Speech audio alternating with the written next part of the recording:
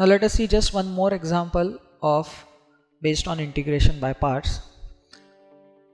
Here we have to evaluate the integral of e raised to x into sin x. Now let's start integrating this by let's first call it as, say, integral I. So integral I refers to integral of e raised to x sin x dx. Now here if you observe, we have to apply the Liet rule, right? So Liate.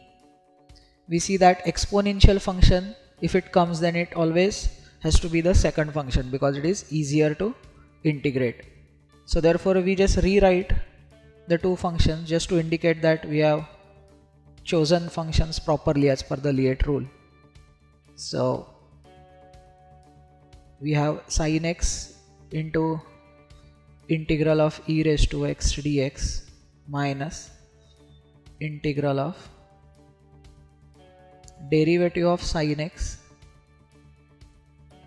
into integral of e raised to x dx with respect to x once again, that is equal to, now integral of e raised to x with respect to x is nothing but e raised to x, so let us write it as e raised to x sin x minus, now derivative of sin x is cos x, isn't it, multiplied by e raised to x, which is the integral of e raised to x dx.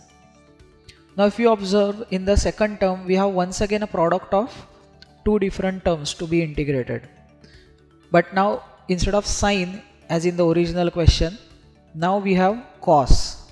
So we have a product of cos and e raised to x, right? So we still move ahead and apply once again the integration by parts for the second term. So here we have integration of cos x into e raised to x given by cos x into integral of e raised to x dx, right, minus, now in the second term we have the integral of derivative of cos x. Now let us write it directly now as we are familiar with the integration by parts. So the derivative of cos is minus sin x, and the second term is integral of e raised to x, which is nothing but e raised to x itself, right? So that equals e raised to x sin x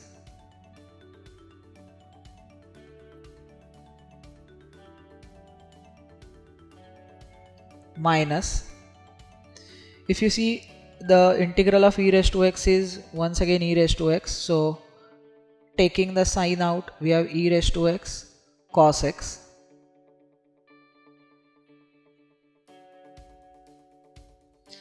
and we have once again minus sign, and if you see the last term, which is nothing but e raised to x into sin x, which is our original integral, so therefore we can replace it with, say, I, right, and therefore we have already I on the left hand side, so we bring this minus I on the left hand side to take it as 2i, so therefore finally we have to divide throughout by 2 because that will become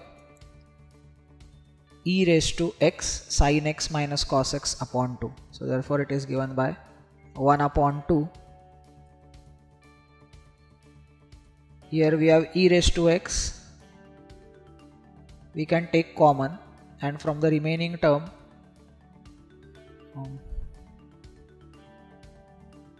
we have sin x minus cos x.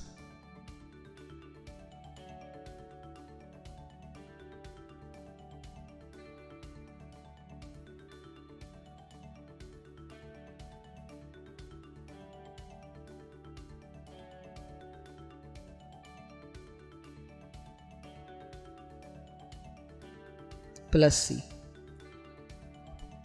So that is, again we are seeing a different type of question here, that is the original integral itself appears while solving the integration by parts. So that is an important type to be kept in mind.